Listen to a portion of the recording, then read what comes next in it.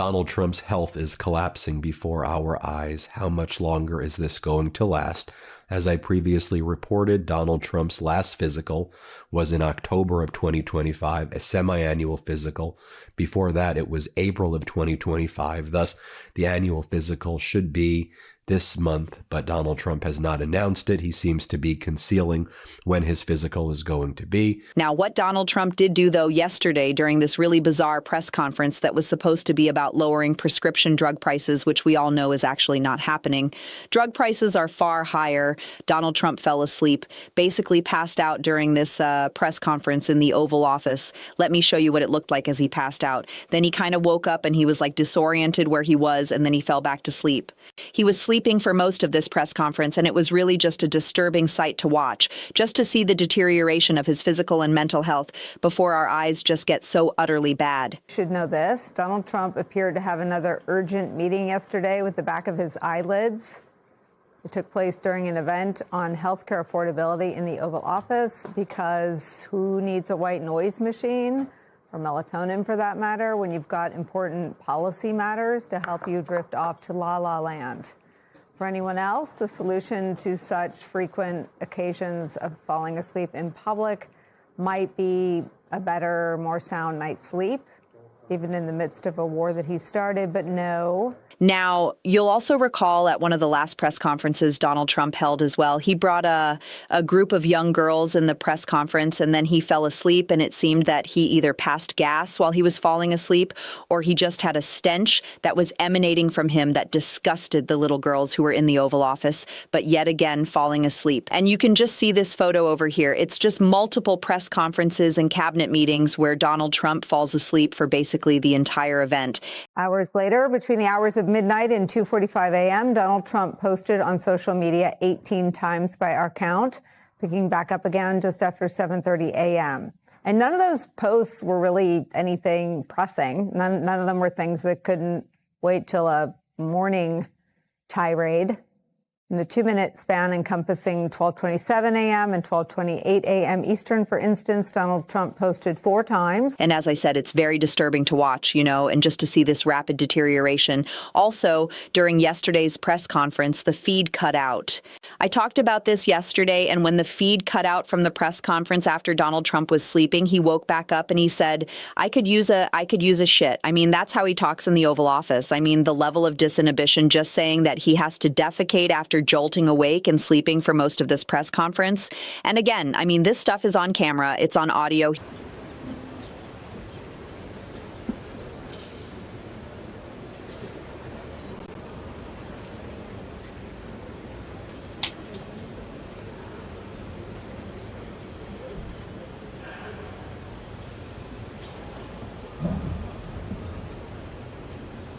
I mean, if you even remember at the very beginning of Donald Trump's term before he was sworn in, remember he went to the Notre Dame Cathedral that opening, and just nobody even wanted to be around him. And there were some people who were saying, they're grossed out about him. This was in 2024. This was December of 2024.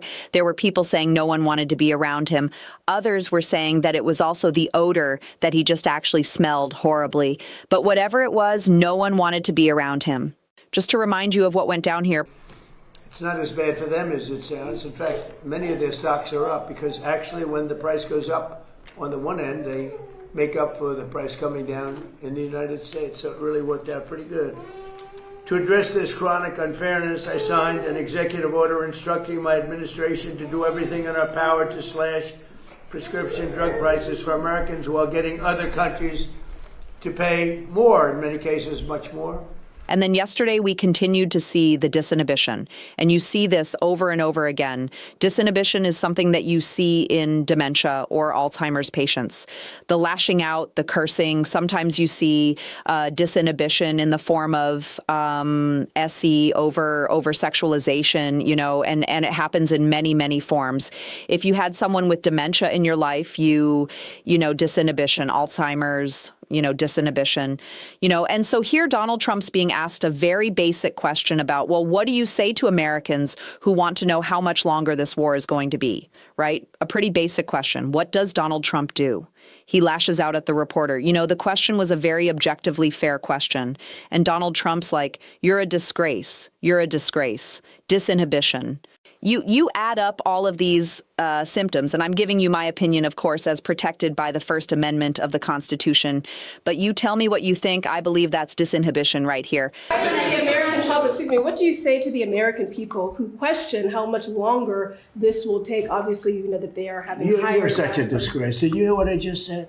Vietnam. How many years was Vietnam? I understand, sir. But how many years was Vietnam? Well, I did my ad. I took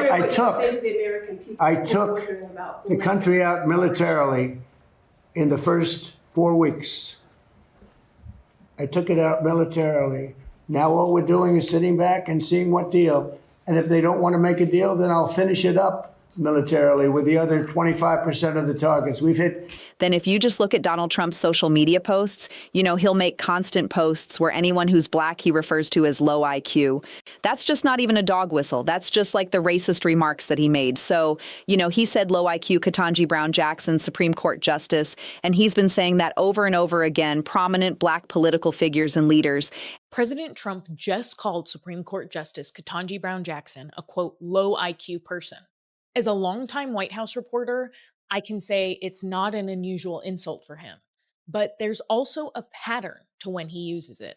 While he's used that insult against a range of political adversaries, he's primarily used it to attack black and brown people, usually women of color. It dates back to his first term, like here, talking about a high-ranking black Democratic lawmaker. Maxine Waters is leading the charge. Maxine. She's a real beauty. Maxine. A seriously low IQ person.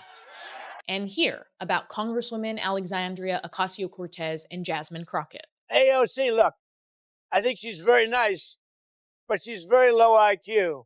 And we really don't need low IQ. Between her and Crockett, we're going to give them both an IQ test to see who comes out best. Or earlier this year, when he posted that Democratic House members Ilhan Omar and Rashida Tlaib were, quote, low IQ for protesting him at the State of the Union. He's also deployed it against the highest-ranking black lawmaker in the House, Minority Leader Hakeem Jeffries. I watch this low IQ guy, Hakeem Jeffries. He's a totally low IQ person. Or here, when he's used it repeatedly to describe former Vice President Kamala Harris. She's a low IQ individual. She's a low IQ person. The pattern is clear. Trump has a track record of using racist dog whistles and insulting the intelligence of black and brown lawmakers, especially women. And it's just post after post on that. Donald Trump also posting a completely fictitious and made-up story that he rescued a bunch of little girls from Iran. He saved young, pretty girls. He said 8 of them, I saved them. They were so young, and I saved these little girls. None of this is true. He didn't save 8 little girls. He's pretending that he called the Iranian leaders, and they said they would release these little girls. It's just, it never happened. This is not a true story. And I'll let you hear it here. 8 young women were going to be executed yesterday afternoon at 6 o'clock. And I asked them, call it a favor or call it just a moral request that they not be executed. And they came back with an answer that they won't be executed. They're going to release who was protesting. He kept on talking about Prince Harry and how excited he is about King Charles with getting a royal visit. I mean, while Americans are getting royally screwed, this is what Trump is talking about. Prince Harry? Yes, sir. How's he doing? How's his wife? Please give him my regards, okay? No, I don't know. I know one thing. Prince Harry is not speaking for the UK. That's for sure. I think I'm speaking for the UK more than Prince Harry. But I appreciate his advice very much. Great advice. And then the sycophants around him enable this clear cognitive and physical deterioration. And they You know, it reminds me of the stories that people told about Donald Trump's father, Fred, when Fred was dying of Alzheimer's. And the story goes that they basically created an office for Fred, the Trump did, and Fred would show up to a fake office and he would call a fake secretary and they would go through like a fake day. Oh, Fred, great job, Fred. You're doing really amazing, Fred. You know, very serious Alzheimer's runs in Donald Trump's family. Multiple family members had the worst type of Alzheimer's and they started getting it and really accelerating right around Donald Trump's age right now. You know, here are some of the enablers around him like RFK Jr. saying, oh, you know, the way Donald Trump calculates percentages is actually the right way to do it, right? I mean, of course, you know, you could reduce something 600%. And it's like, no, you can't. And then Donald Trump's like, right. And again, the cognitive decline is really just very, very serious. She was ridiculing President Trump for his math. She was saying it's mathematically impossible to have a drug drop by 600% cost, which he had claimed. And I said, well, if the drug was $100 and it raised the price to $600, that would be a 600% rise. Well, if it drops from 600 to 100, that's a 600% savings. And the president used that mathematical device to illustrate the magnitude of the theft. And then he called the election in Virginia rigged. The Russians are being invited to at least ministerial. Well, you're saying being invited as opposed to coming. I don't know of the invitation, but if he were invited, I don't know. Would you like to Hey, I'm of the opinion that you talk to everybody. I'm not one of these guys who say, oh, let's not talk to him. You know, there's a war going on. Let's not talk to him. I like talking to everybody.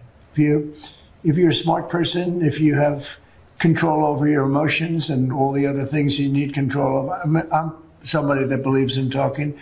I don't. And then when he was confronted with the fact that the Russians, Putin was invited to the G20 summit in Miami in December, which would just be a horrible thing, and it'll probably ruin the entire G20. Donald Trump was like, oh, no, he wasn't invited. He's coming, though. He's showing up. And so the reporter's like, what do you mean? What does that mean? He's invited. Oh, no, he's just going to be there. He's going to be there. What are you talking about? I didn't put the name. Bobby did and Oz did. It's true, actually. Remember I came in, I said, what's this? You like they the said, nice it'll be better. It'll sell better. Would you help us? So I now have my name on medication.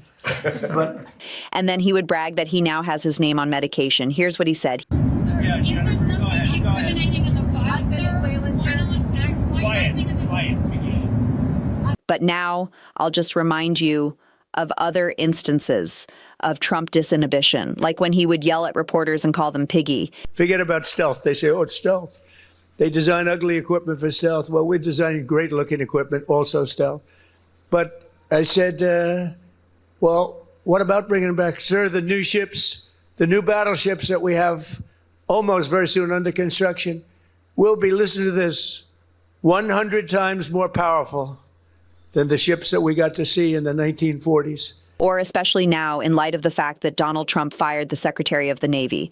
Let's not forget that Donald Trump was going around saying that he doesn't like the way battleships are designed.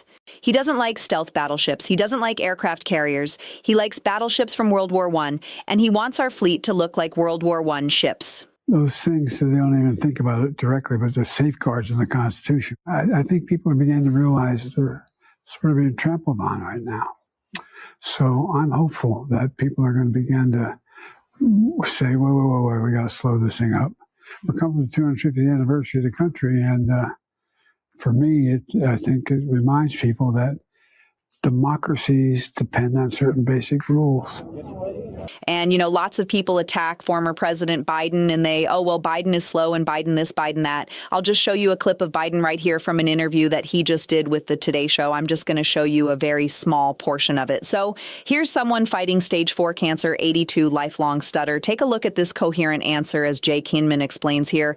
I mean, the White House is taking pictures like this. I mean, what a small little tiny man to post photos of whatever the hell this is supposed to be. It's just very weird stuff, you know, where Donald Trump, when foreign leaders show up, he sprays perfume at them. This is men's fragrance. Yeah. This is what, it's the best fragrance. Come here, please. I have no one here, sir. Okay? So what we'll do is just take that, Joe, put it in, and then the other one is for your wife. How many ones? One for one. You guys, I never know, right?